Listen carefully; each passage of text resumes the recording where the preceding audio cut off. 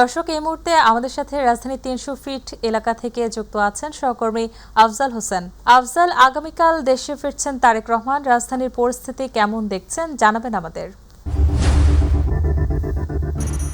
সাইলি দীর্ঘ ১৭ বছর ৩ মাস পরে বাংলাদেশে প্রত্যাবর্তন করছেন বিএনপির ভারপ্রাপ্ত চেয়ারম্যান তারেক রহমান। স্বাভাবিকভাবে তার প্রত্যাবর্তন ঘিরে দলটির নেতাকর্মীরা অনেক বেশি উচ্ছ্বাসিত। তিনি আগামীকালকে ঢাকা বিমানবন্দরে সকাল 11টা 50 অবতরণ করবেন এবং তারপরে ৩০০ ফিটে তাকে যে সংবর্ধনার জন্য মঞ্চ করা হয়েছে সেখানে অবস্থান করবেন এবং সেখান থেকে তার মাকে সাবেক প্রধানমন্ত্রী বেগম খালেদা জিয়াকে দেখতে এভারকেয়ার হসপিটালে যাবেন, এমনটি আমাদের কাছে তথ্য আছে। কিন্তু আগামীকালকে দুপুরে এই প্রোগ্রামটি হলো এখনই গত রাত থেকে এখানে অবস্থান করছেন দলটির নেতাকর্মীরা, তাদের যে উচ্ছ্বাস সেটা প্রকাশ করছেন। আমরা একটু দু একজনের সাথে কথা বলবো, কেমন লাগছে এখানে, আজকের অনুভূতিটা কেমন? অনুভূতি খুব বলার ভাষায় প্রকাশ করার মতো না। তারেক রহমান দীর্ঘ ১৭ বছর পরে আমাদের মাঝে আসবেন, এজন্য আমরা সবাই উচ্ছ্বসিত। আমরা এই সারা বাংলাদেশের মানুষ তাকে বরণ করার জন্য সবাই অধীর আগ্রহে অপেক্ষা করছেন। তারেক রহমান আমাদের প্রাণ, তারেক রহমান এই বাংলাদেশের প্রাণ, তিনি এদেশের জনগণের স্পন্দন। যেমনটি শুনছিলেন তাদের যে উচ্ছ্বাস আবেগ সেই জিনিসটি শুনছিলেন। আমার পেছনে যে মঞ্চের দিকে যদি একটু খেয়াল করি, মঞ্চ প্রায় প্রস্তুত, শেষ মুহূর্তের কাজ চলছে।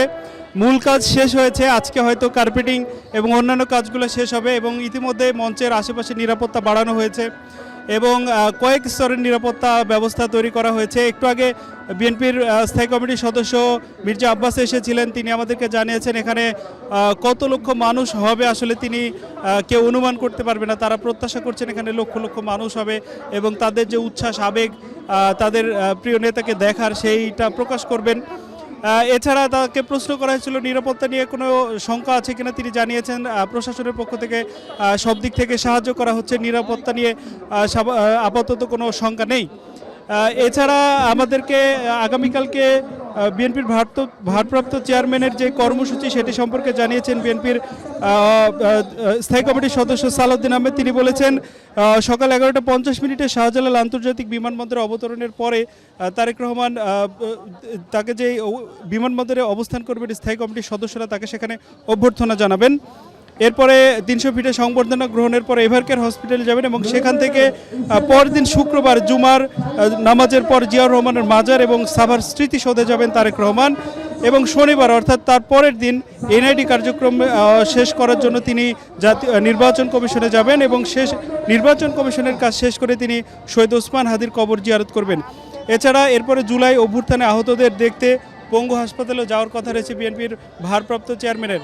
সব কিছু মিলিয়ে এই মুহূর্তে যদি ৩০০ ফিটের কথা আবারও বলি, এইখানে নেতাকর্মীদের উচ্ছ্বাস আবেগ এখনও দেখা যাচ্ছে এবং তারা অনেকে কালকে রাতেও এখানে অবস্থান করেছেন, এখন সারাদিন এখানে অবস্থান করছেন এবং আগামী যে রাত আছে সেখানেও অনেকে এখানে অবস্থান করবেন, অনেকে নিকটাত্মীয়দের কাছে অবস্থান করবে এবং তারা জানিয়েছেন তাদের প্রিয় নেতাকে এক নজর দেখতে ঢাকার বহু দূর থেকে দেশের বিভিন্ন প্রান্ত থেকে তারা বাস যোগে এখানে আসছেন এবং তাদের আবেগ উচ্ছ্বাস ভালোবাসার কথা প্রকাশ করছেন এবং আগামীর বাংলাদেশ কেমন হবে, কেমন বাংলাদেশের প্রত্যাশা করছেন সেই কথাগুলো আসলে বলছেন বারবার।